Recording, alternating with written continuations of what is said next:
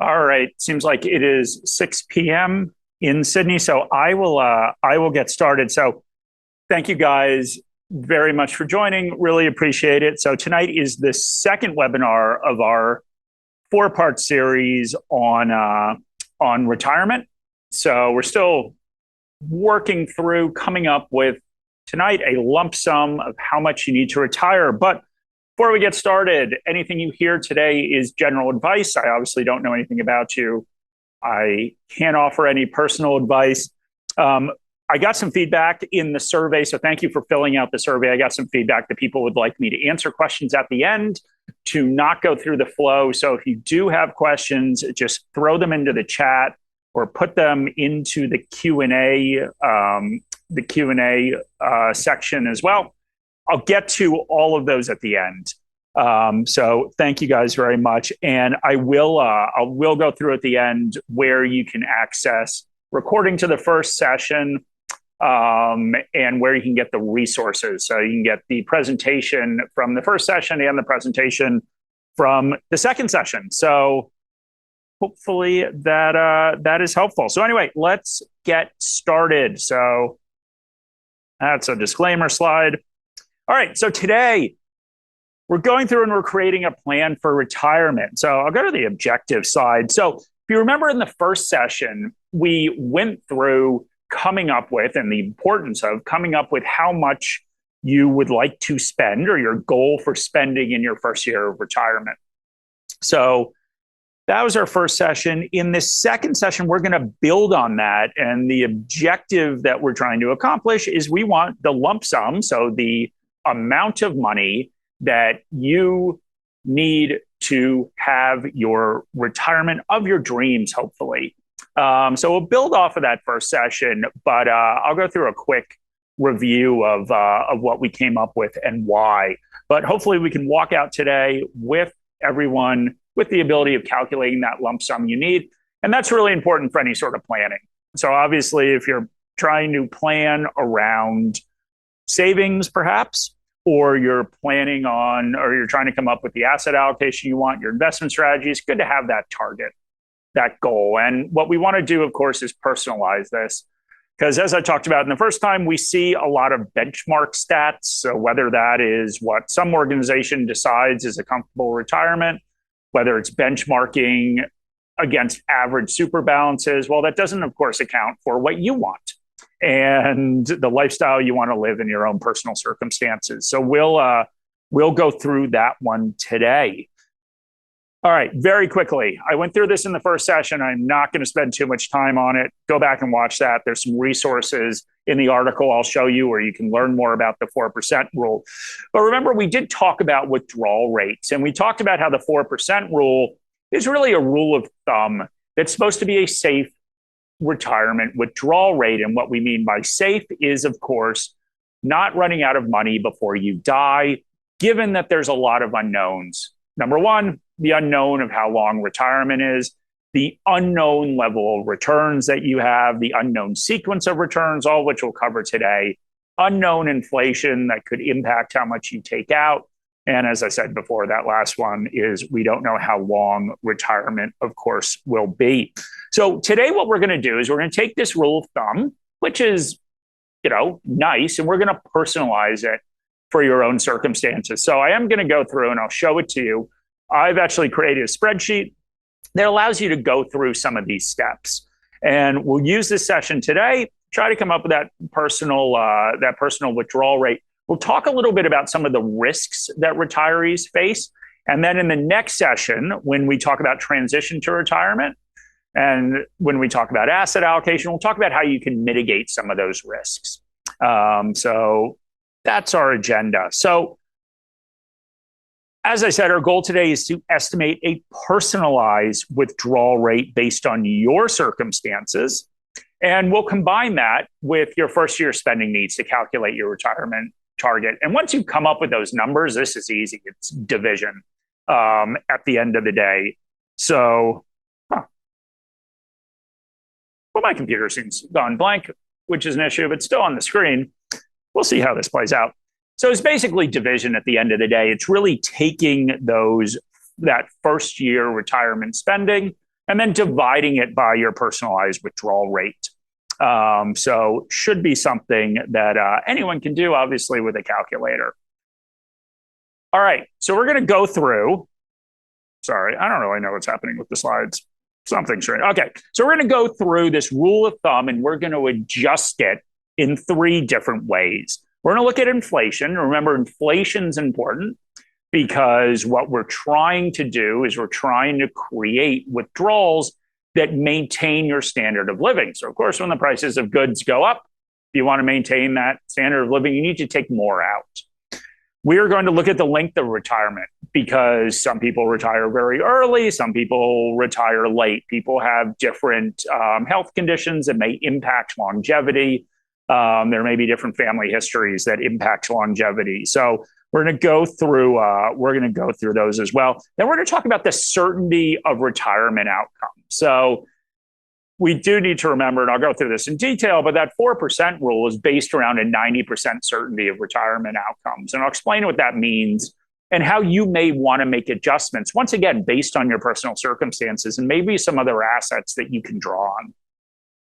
All right, so let's talk about inflation. As I said, 4% rule assumes that the dollar amount of withdrawals, so remember, 4% is applied to your portfolio, comes up with a dollar figure. That dollar amount of withdrawals is increased by inflation every year. And so that maintains a steady standard of living. Now, obviously, it should be obvious, given this assumption, if there is higher inflation, if you're continually taking out more and more from a dollar perspective of your portfolio every year, it will decrease the amount of time that your portfolio lasts. Now, there's other factors that are going to impact that, but all things being equal, of course, you take out more, you're going to run out of money sooner. Now, this is good for a rule of thumb, of course, and remember that's what the 4% rule is. But I think there are some adjustments we can make based on typical retirement spending patterns and based on your own personal circumstances. So broadly, we can divide money up into needs and wants. And so I think, kind of a traditional definition of needs are, of course, the things that we need to survive, whether that's healthcare, a place to live, and food. Other things are wants. Now, one of the things that I would encourage people to do is you don't necessarily have to use those broad categories. Think about what are the things in retirement that are non-negotiables for you. Because once again, we're trying to plan for retirement and trying to plan for the retirement we want. So potentially you could move things into that need category that technically you can live without. So whether that is visiting family, travel, be whatever you want. You can move anything into that needs category if it's a non-negotiable for you. And I'll talk about the impact and why I've divided that up. But it is important to think broadly, spending on wants and needs is fundamentally different. So it is harder to substitute needs. Now, of course, there's ways you can do it. You can sell your house and move in and downsize. You can, of course, change the type of food that you buy and try to buy cheaper stuff. But it is a lot harder to substitute for needs. Wants generally are easier to substitute. So if you want to travel, you have all sorts of different options of where you can travel. Some are a lot cheaper, some are more expensive. You can, of course, give it up completely and say, I don't need to take that trip this year because I can't afford it. The other thing that's really important is spending on wants tends to diminish as people age. And I'll show a chart that looks at retirement spending. But of course, a lot of these wants assume that you are healthy and active. And that, of course, your activity and your health can decrease as you get older. Needs don't tend to decrease. And in fact, they can go up, especially around healthcare. So your needs may actually increase over time, but your wants may taper off. So something important to consider. So this is just a chart. I took this chart and there's a link to the article that has this chart. And it's an article all about how spending tends to diminish as you get older in retirement for all the reasons I talked about. And really what this shows is you are seeing, of course, decreases across all four of these cohorts. So each one represents different levels of wealth. And I'll talk about the differences in a second. But you can see we do tend to have this decrease in spending. And we want to account for that.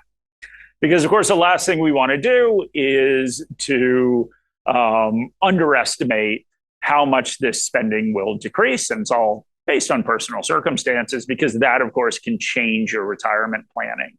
Now, you'll see there's a difference between different levels of affluence and spending. And conceptually, this makes sense. So generally, people that are more affluent spend more of their money on wants, because once they've checked those boxes of having shelter, a place to stay, eating, medical care, then a lot of that extra spending eventually goes to wants. So you tend to see in the higher affluence categories, you see that larger decrease in spending. So it's something else to consider around your own personal budget. And that's really why we want to divide those things up as well.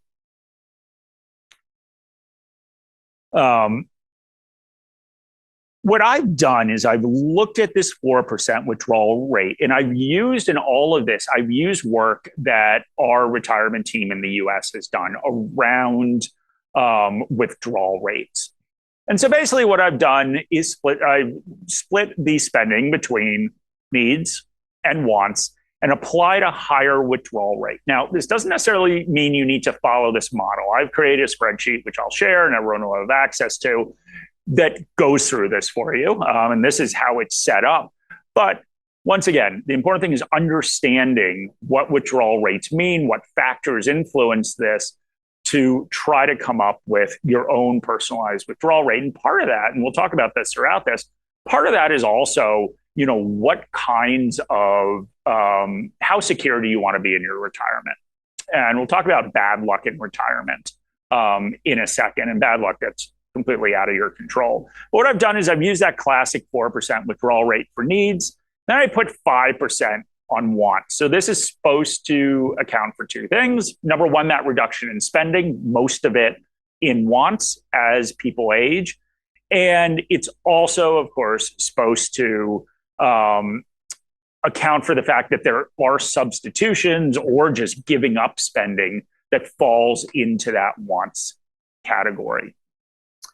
The other thing I've done, and this may apply to you, this may not, is I've taken non-portfolio income and I've applied that to needs. So once again, non-portfolio income is anything outside of your portfolio. So that could be an age pension, that could be a reverse mortgage, that could be an annuity that you go out and purchase. So all these things I've applied to the needs, because really that's the spending you need to do. You might as well apply the guaranteed income you're getting to that category. Now, this is a little bit conservative.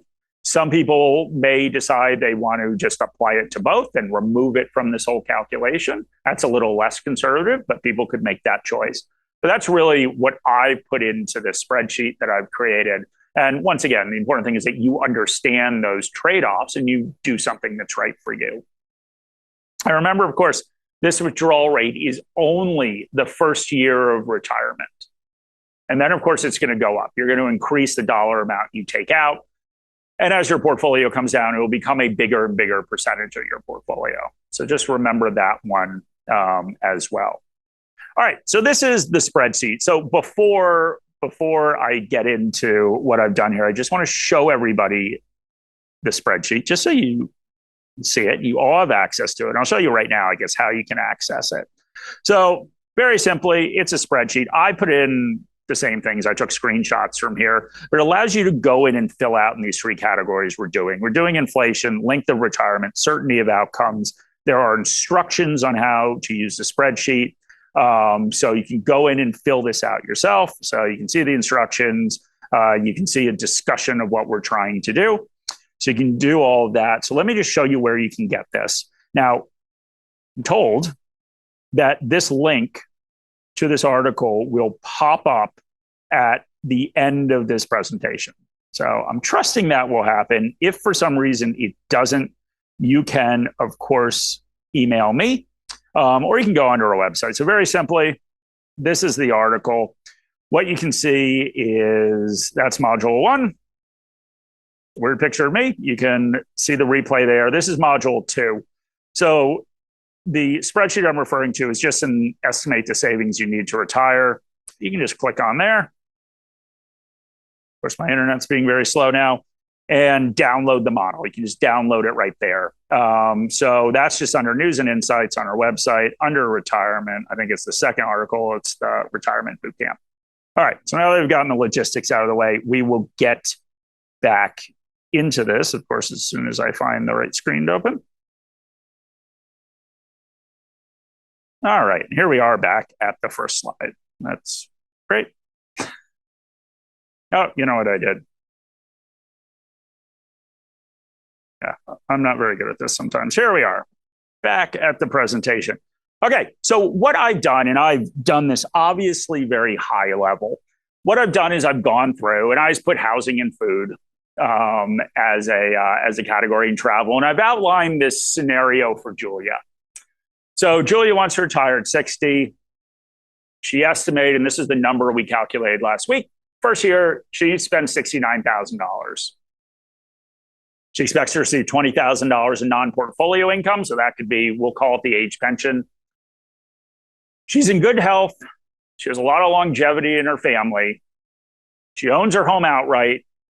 And ideally, she would want to leave it to her daughter. So one of the other things that's really important around, of course, all of this is, yes, there is not running out of money before you die, but there's also various things that people want to do with assets they've amassed. So it can be, of course, leaving it to family, a charity, whatever you want. So this isn't really a race to zero. We'll talk about kind of the implications of that later. So basically, this spreadsheet, I filled it out. I said 50,000 of the spending was for needs. 19,000 was for wants. And what the spreadsheet will do is it'll just apply these withdrawal rates. 4%, 5%. So what we've done is we've subtracted that non-portfolio income, leaving her with $30,000 in spending. And here we've got a withdrawal rate of 4.39%. Now we're going to build on this as we go, and the spreadsheet just takes it from tab to tab and builds out on it. So what we see already, if she needs $49,000 from her portfolio, if that is her withdrawal rate, and remember this is just a preliminary one, there's her retirement goal. She's a little over $1.1 million. So once again, we're just dividing that 49% by 4.39. Now, remember with withdrawal rates, all things being equal, as long as they are safe and appropriate, we want higher withdrawal rates. Higher withdrawal rates means that the same amount of money in our portfolio will support more spending.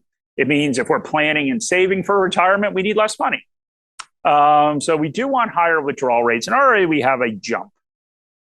Just by looking at the spending, we already have a jump close to 4.4%, which is a good thing because that's, of course, higher than this rule of thumb that many people use. All right. We're going to talk about length of retirement. Now, as I talked about last week, 4% rule has an assumption. The assumption is that retirement will last 30 years. We'll talk about that assumption in a second. Now, that does not mean that you will run out of money after 30 years. There are lots of things that, of course, influence how much money you have. But we are trying to come up with a safe withdrawal rate. We're trying to account for bad luck. And we'll talk about what bad luck means. So how much money you have left, or if you have any money left, will be based on the level of returns you have from your portfolio, the sequence or order of returns, and inflation. So we do need to think about all of this. So I've kept in this model, which I'll show you in a second, I've kept that 4%. I've kept that 30-year retirement. But I'll show you how we can actually adjust this. And we want to adjust this if we retire early, 30 years. And when Bill Bengen, who's the financial planner that came up with this 4% rule, he said 30 years is appropriate. People retire at 65, and he did this in the early 90s. People retire at 65. Most people die before they're 95. So 30 years is more than enough to cover most of those scenarios. And I guess my only point is that if you are looking to retire early, as I said last week, if you're retiring at 45 or 50, then all of a sudden that 30-year period may not make sense for you. And to just retire decades earlier than what was assumed in the model and assume that you're going to apply that same rate to it just isn't a smart thing to do. So this is how we can personalize this by adjusting that rate. All right. What do I mean by bad luck? Now, we're going to spend a lot more time on sequencing risk later, but that is the first case of bad luck. So as I said, the overall level of returns matter. And of course, if you were to retire and returns were to be lower for the next 30 years, I guess that would certainly constitute as bad luck. But really, when we're saying bad luck, well, the bad luck is that you retire at the wrong time. And obviously, this isn't a choice, and the wrong time only becomes apparent in the future after you've retired. But the sequence of returns really matters. And I have two different scenarios to demonstrate this. And I'll explain why. But I think these scenarios are good. So, two different scenarios. 20 years, a $500,000 portfolio. It's all invested in the S&P 500, so the 500 largest US shares. And we're using the 4% rule. $20,000 a year comes out of that portfolio. So scenario A is actual return. So this assumes that you retire in the year 2000. So you retire on January 1st, 2000. And what happens over the next 20 years? Well, what you're left with here in this first scenario is you're left with $165,000. So you get those actual returns that occurred in the US between 2000 and the end of the first two decades in the millennium. You have $165,000. So maybe that sounds good to you, bad to you, up to you. Scenario B, I took the same returns and I reversed them. So I didn't do anything else with them. I took the return that occurred in 2019 and I put it in 2000 and vice versa, in 2018 in 2001. So the average return is exactly the same. So I've used the same returns each year. I just reversed the order.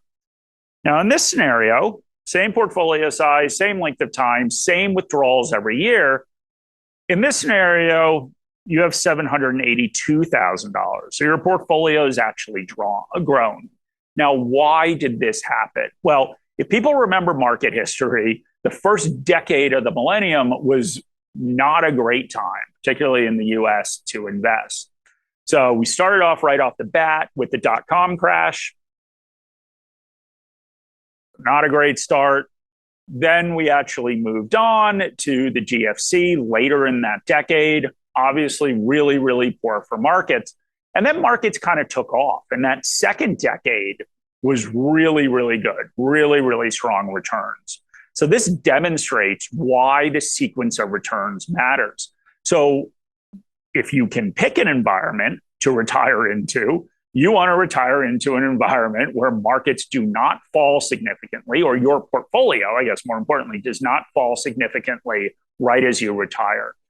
And the reason for this, and the reason that even though it's the same average return and very different outcomes, is because, of course, unlike when you're investing before you retire, you are selling.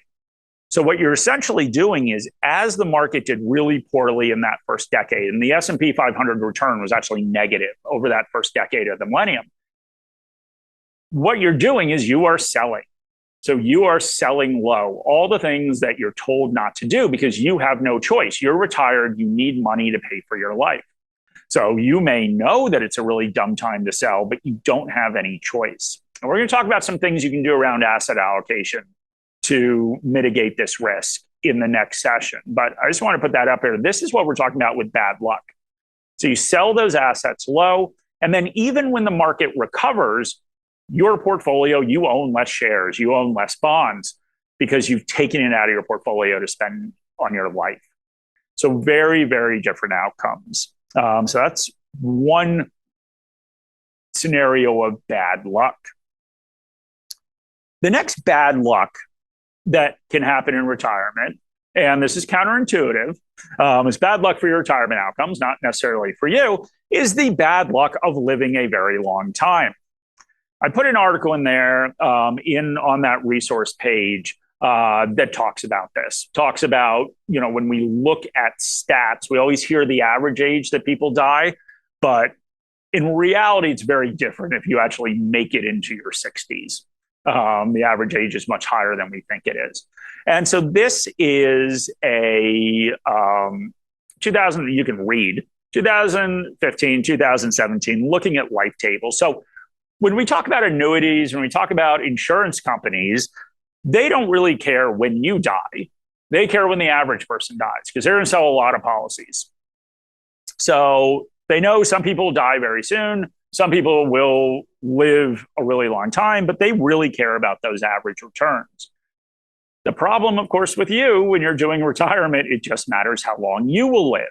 And really the risk that we call longevity risk is in the tail right here. So you see there are people that live a very long time. And the risk, of course, in your portfolio is that you run out of money before you pass away.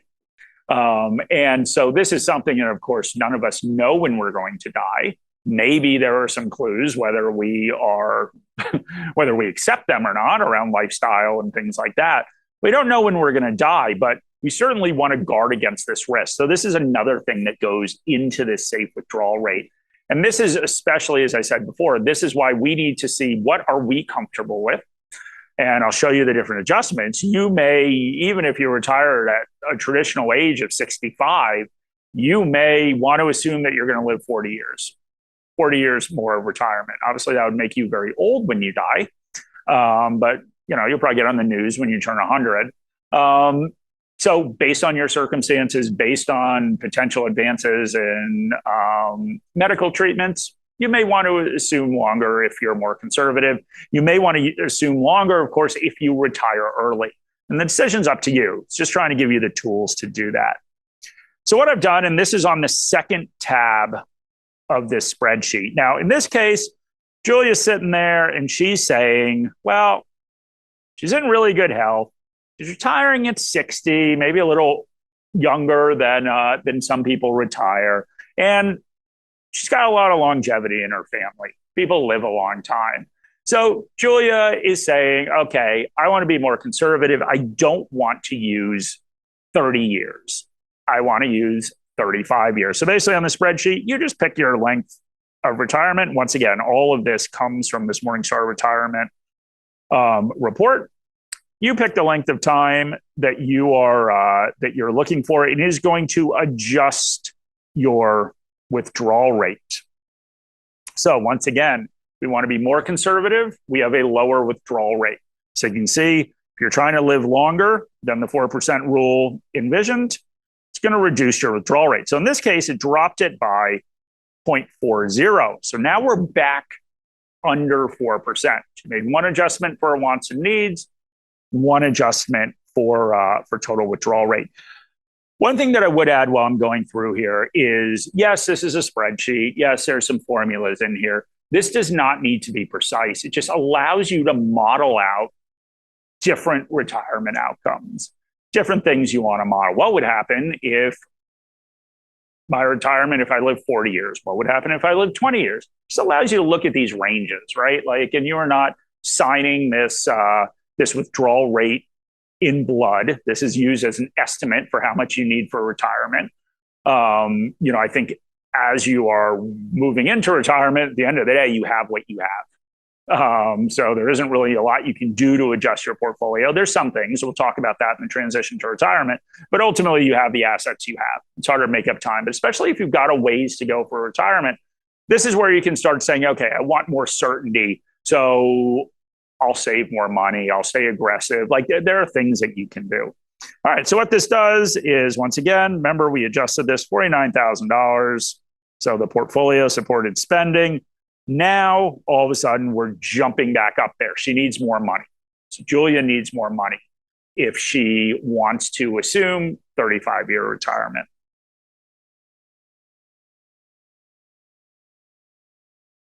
Let's talk about certainty of retirement outcomes. So this is the last step, and perhaps the most confusing one. So talked about this last week. The 4% rule, the way that Bill Bengen came up with this 4% rule is he ran something called a Monte Carlo simulation. So remember that there are all these factors that we don't know because they'll be in the future.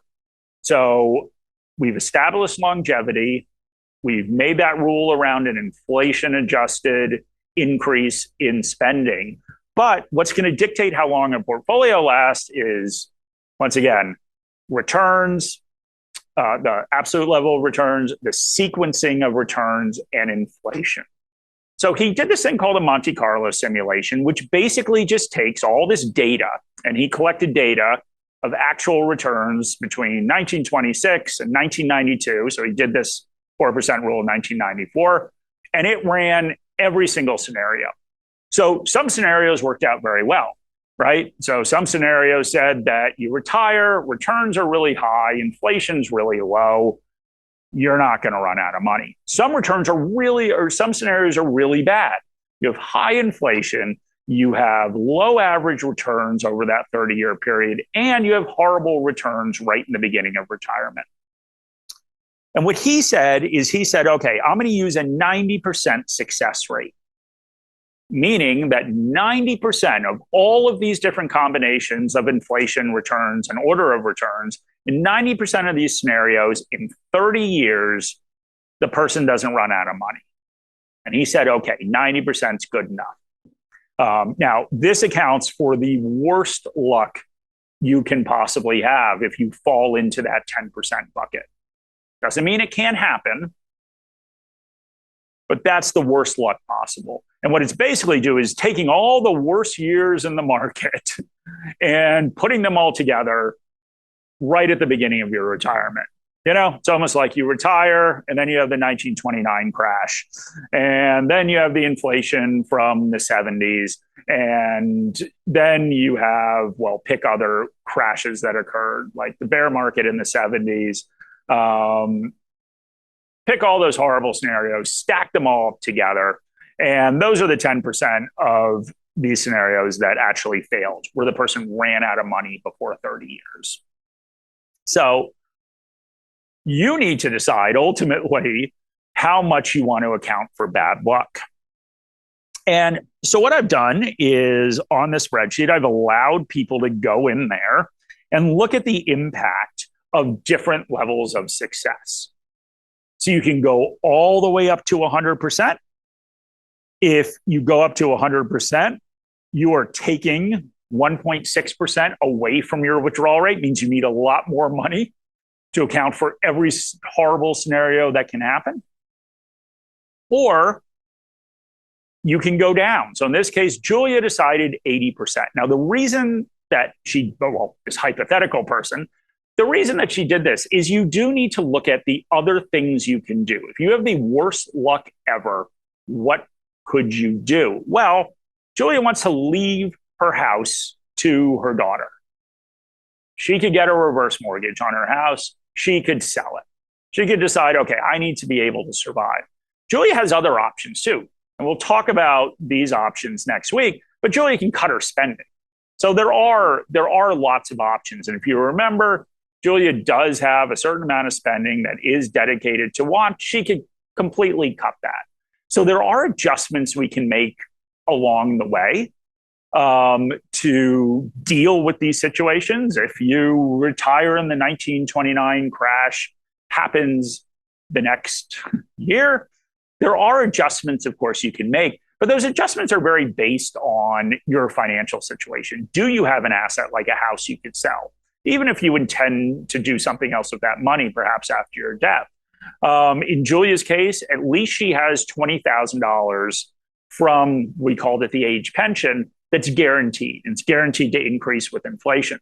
So she could also say, okay, I need to figure out a way to cut my expenses to $20,000. If the worst thing that happens, the worst conditions happen, I can do that. I can live off of that $20,000. So that's why we often think about the situation that we have from a personal standpoint, or personal finances, all the different assets and levers that we can draw on in retirement and make a decision. So she bumped this down to 80% with this house, saying she can get some equity out of her house.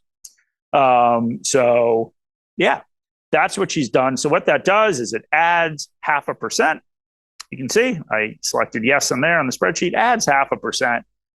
And now our withdrawal rate's back up, 4.49%. Brings us to our lowest number, right? We're dividing that $49,000 by that number.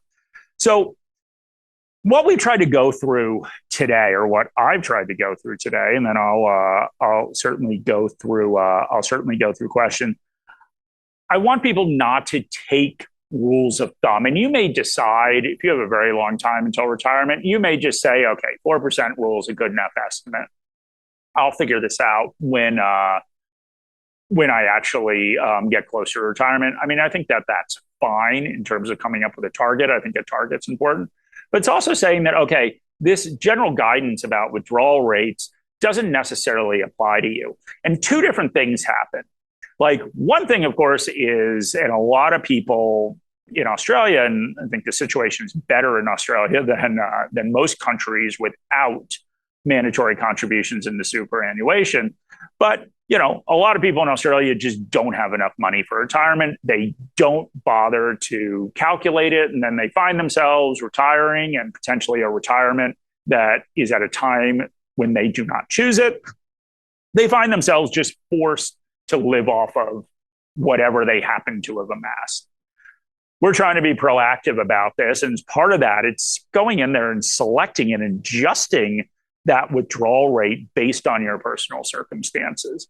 The other thing that happens is, and this is a smaller percentage of people, but it definitely occurs, is some people spend too little in retirement. And I actually get a lot of emails from people, and they're really chalking it up to like a mentality thing, that they've spent their whole life saving and spending and selling things in their portfolio.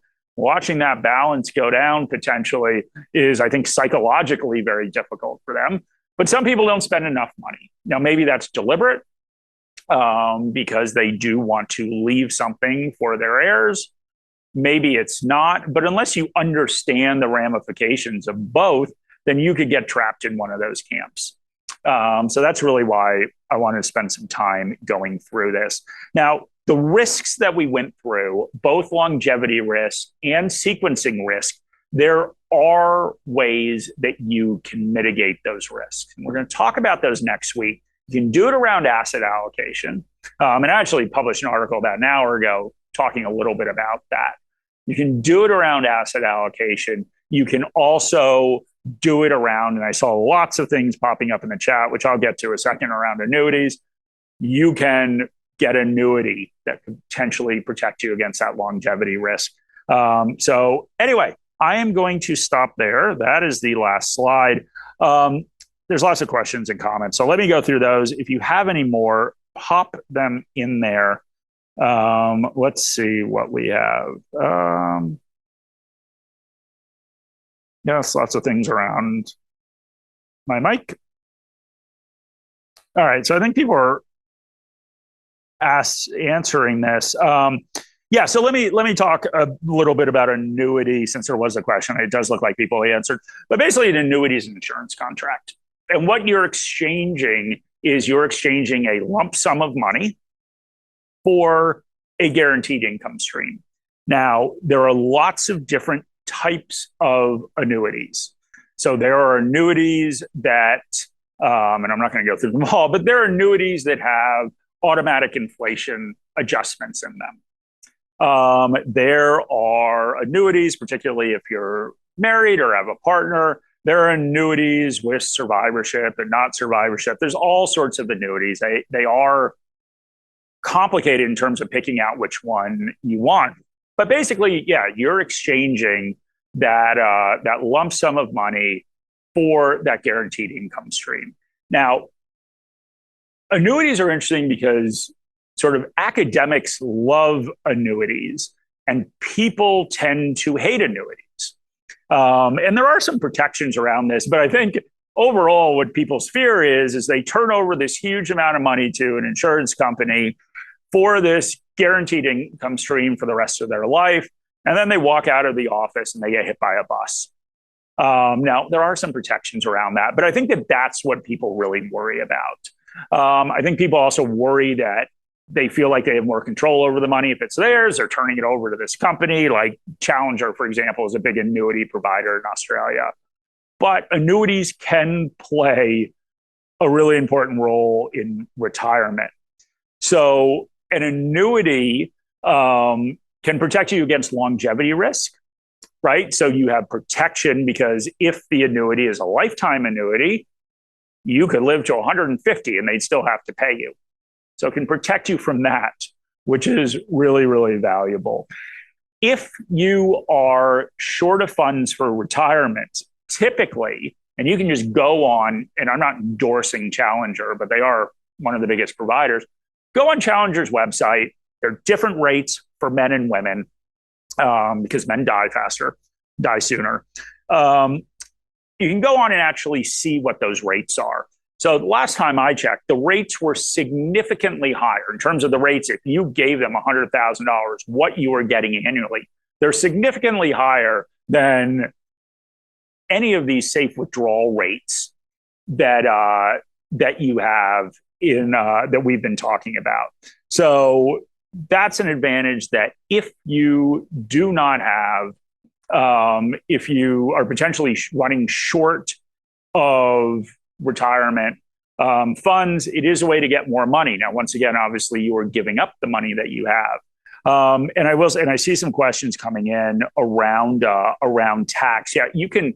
It depends where the annuity is. It's hard for me to actually give tax advice, so you do need to speak to people. But you can certainly have an annuity within superannuation, which provides you those benefits that you get from superannuation anyway. You can have an annuity outside of superannuation where that would be taxable income. So somebody asked about trust. Basically, an annuity is an investment contract. So it's really, what is that legal structure that it's placed in, and then having those tax laws apply to that.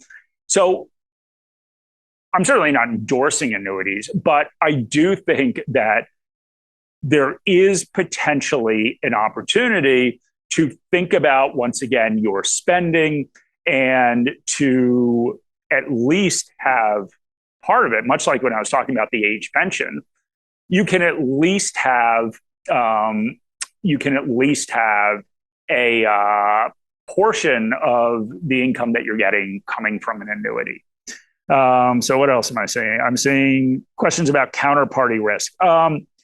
Yeah. So, I mean, at the end of the day, an annuity is with a private company. So I kept saying Challenger, but they're generally from insurance companies.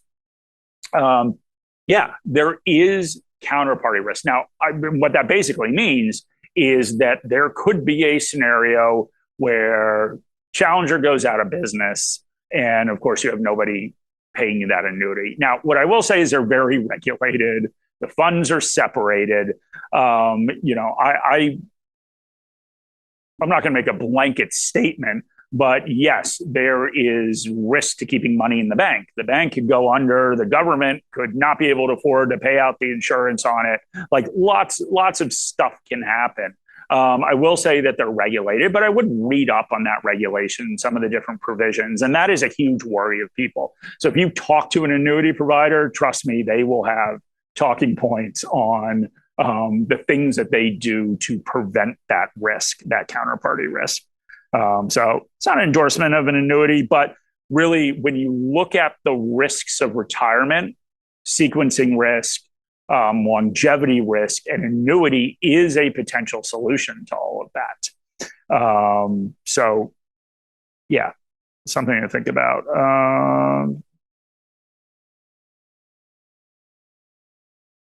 Okay, so we've got a question from Amanda. If you have a portfolio of shares outside your super, would you consider swapping them for an annuity? The portfolio shares consist of frank dividends paid and gross shares.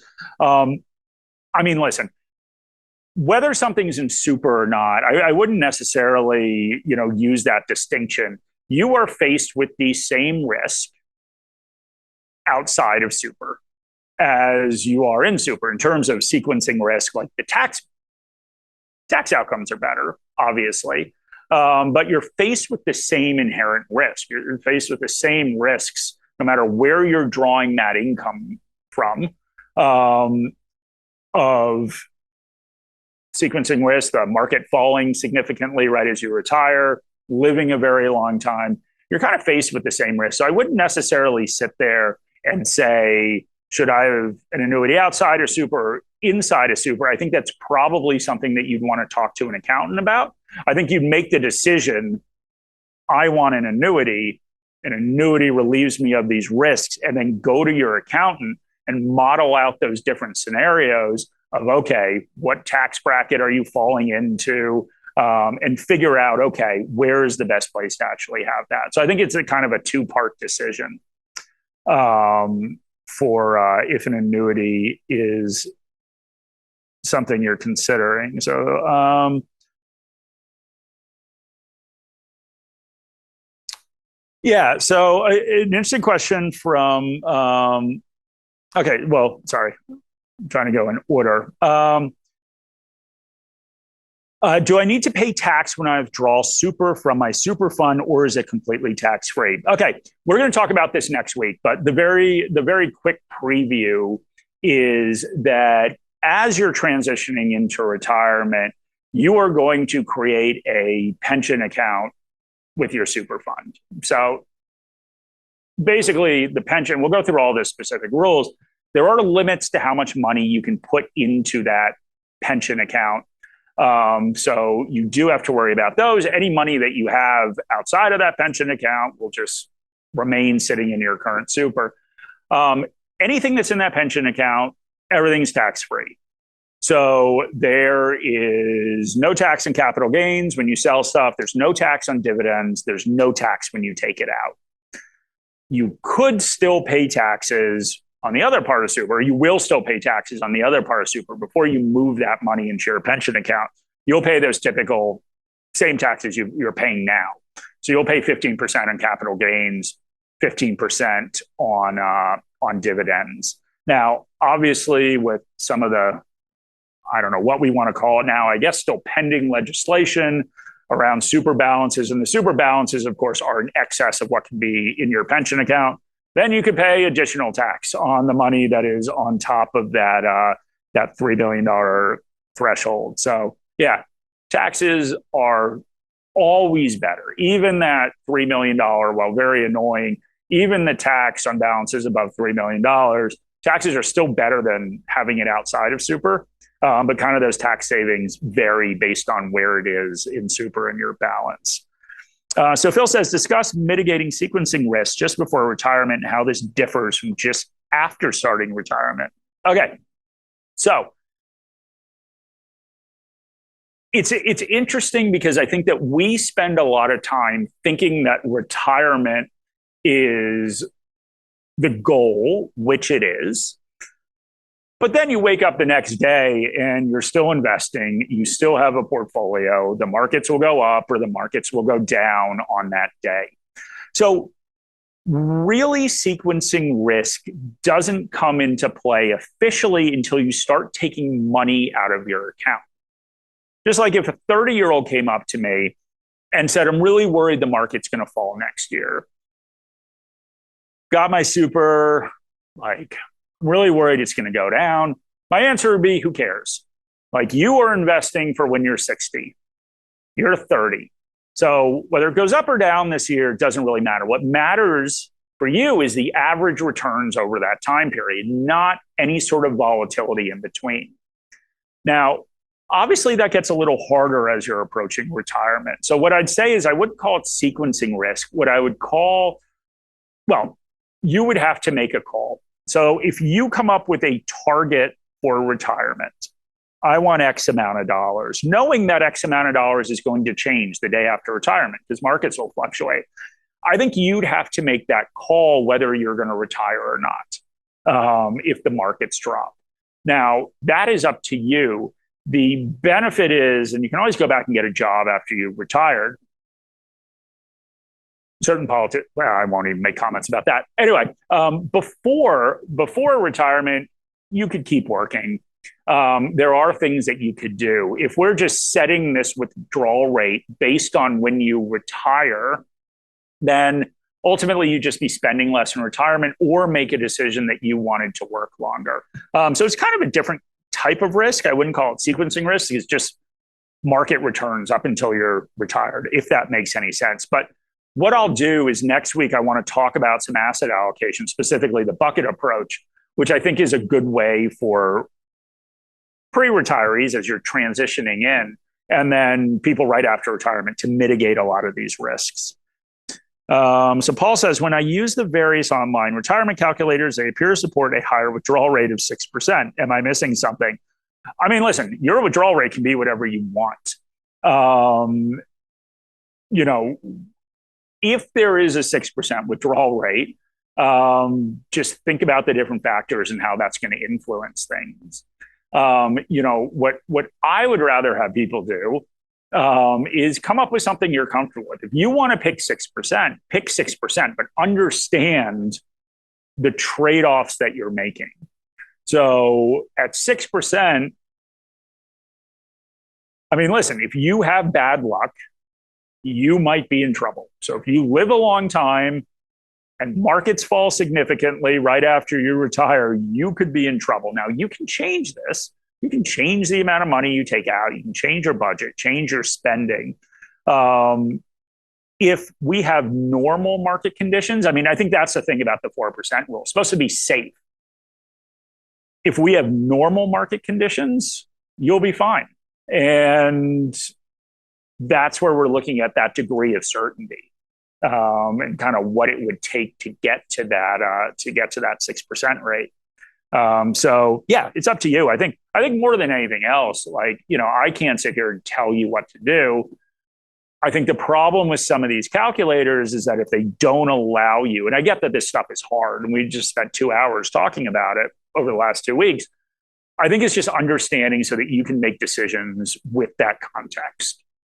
So that doesn't mean 6% is good or bad. It's really based on your situation, how conservative you want to be, how much you worry about some of those worst market conditions happening right in retirement, having that bad luck.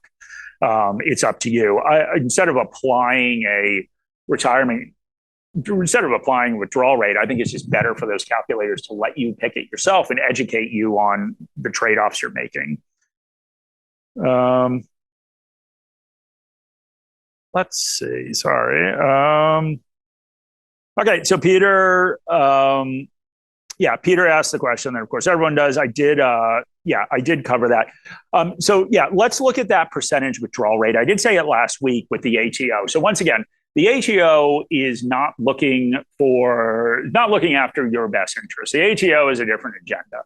I think, kind of cynically, the agenda is to get money out of super. So that people are not using super as a mechanism to funnel money to their relatives upon their death. And obviously the government, it's costing the government tax revenue if money's in super. So I don't think the ATO's motives are your best interest. But the other thing I'd say about the ATO is what they do is they scale up that percentage as you get older. Now, if we think about the 4% rule, remember the 4% rule only applies to the first year of retirement.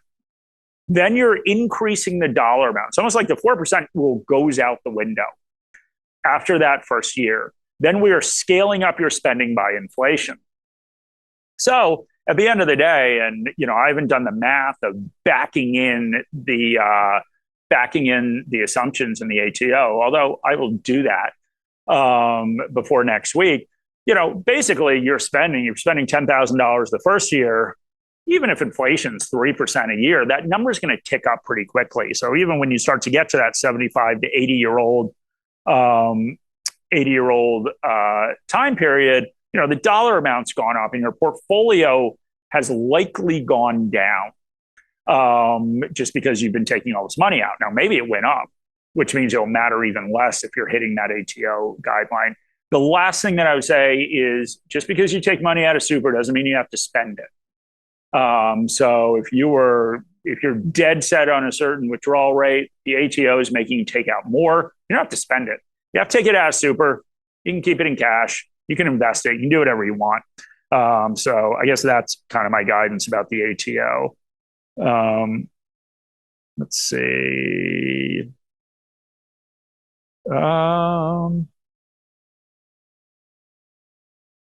Okay, good question. Transport costs are unpredictable. Uses of cars as people age, public transportation, Uber, etc.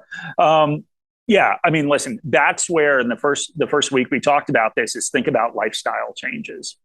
So obviously, if you don't have a car, that's a big benefit because cars are expensive. But then you have to find some alternate way of traveling. So I think that's once again where you have to think through your personal circumstances. You're not commuting to work, so maybe that saves you some money. Do you live somewhere close to public transport? Do you want to take public transport? I think that's where you have to really think about your personal circumstances. All right. Does the 4% rule, i.e. margin of safety, account for your portfolio earning income? I.e. you invest in defensive income generating assets or just looking what you can draw down on capital sum. So the 4% rule is including both. So remember, when we look at long-term market returns or any market returns, we are looking at income and we're looking at capital appreciation of that account. So they're all conceptually tied together. Now, what I would say is, and I wrote an article on this, anyone wants it, send me an email. I wrote an article on can you retire with dividends? And there are advantages, and I will talk about this. I'll talk about this kind of asset allocation. The advantage basically is the assets that are generating the income aren't going away. You're not selling them. You're just collecting dividends. So there are advantages of that. But yes, the 4% rule does account for that. Just remember, of course, if the assets are in super, you do still need to withdraw based on the ATO. So you might have to sell at some point, depending upon income. But we'll talk about that. But there are certainly advantages. But just the basic rule is total market return, which includes dividends and capital appreciation. We got some retirement calculators. Do you have recording of these sessions available? We do. So this one probably won't be ready till Friday, but that page that I showed you earlier, and it will pop up as soon as this thing ends, like magic, if Zoom works correctly, if I didn't screw up setting it up. It will pop up. You can go to that page and see the recording from the first week. On that same page is where we'll put the recording from this week. It has a copy of the presentation, has the article that has that spreadsheet I referenced in it. So you can go to that. Let's see. I think we're obviously places to be. I will just look at, I think there's a couple more questions in the Q&A. So I'll just stay on and go through them, but obviously drop off and get on with your night. Okay, so Roddy says, does your spreadsheet calculation model assume everything is non-tax? It does. And in the article, Rodney, that I wrote, I do talk about tax. Now, I spent a lot of time trying to model out a scenario to put taxes in there. But anything having to do with the 4% rule or any of these withdrawal rates assumes, of course, that taxes either come out afterwards or don't apply. So you can't, if you have money outside of super, and you are retiring early, you need that bridge to super, right? Can't access super yet. You have to get money from somewhere. You have to assume that when you're looking at a withdrawal percentage, that is what you are selling. So you're selling, let's say, $10,000 worth of shares. If you have to pay capital gains tax on that, you need to pay that, and then you have that amount less to spend. Can't account for that super or that capital gains tax and just sell more, because then you're taking out a higher percentage. And because taxes are so personal, it basically became so complicated when I was trying to model that I gave up, like I do when most things are hard in life. So Thank you for that. Well, some of these are repeats.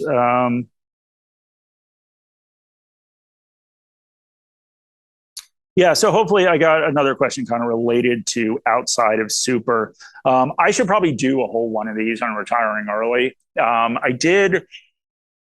wrote an article at some point on it, which I will try to find and add in there. But yes, in this scenario, from a simplistic standpoint, all the money was in super. Once again, there are kind of two different things you need to think about. If money is outside of super, are you going to just sell things off? Are you going to try to live off income? Is it just a bridge to super that you want to wind down to zero by the time you hit preservation age? You can take money out. Do you want it to continue to support you? There are a lot of things that you do need to think about. So Peter asked about the ATO thing. So the model doesn't. Now, once again, remember that ATO number is going to scale up as you get older. And we don't really care about the withdrawal. That withdrawal percentage is just the first year, as I said before. And once again, you don't have to spend the money. You take the money out of super, stick it in a bank account.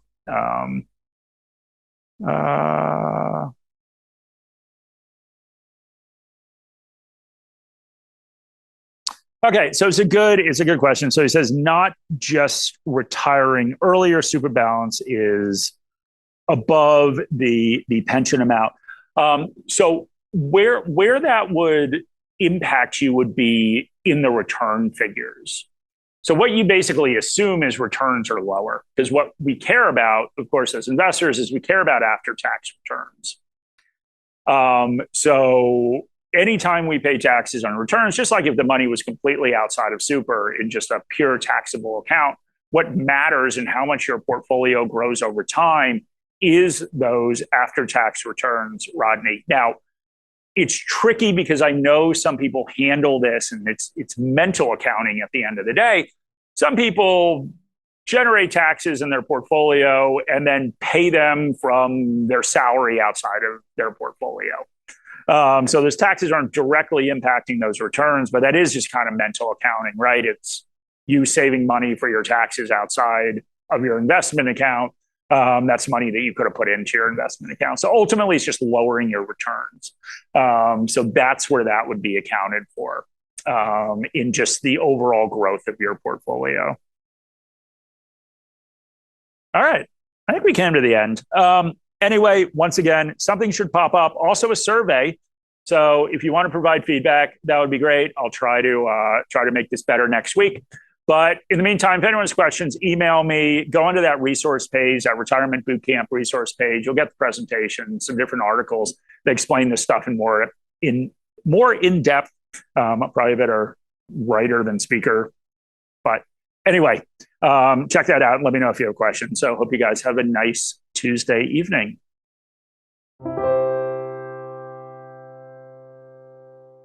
This video has been prepared for clients of Morningstar Australasia Proprietary Limited and or New Zealand wholesale clients of Morningstar Research Limited. Any general advice has been provided without reference to your financial objectives, situation or needs. You should consider the advice in light of these matters and any relevant product disclosure statement before making any decision to invest. To obtain advice for your own situation, contact a financial advisor.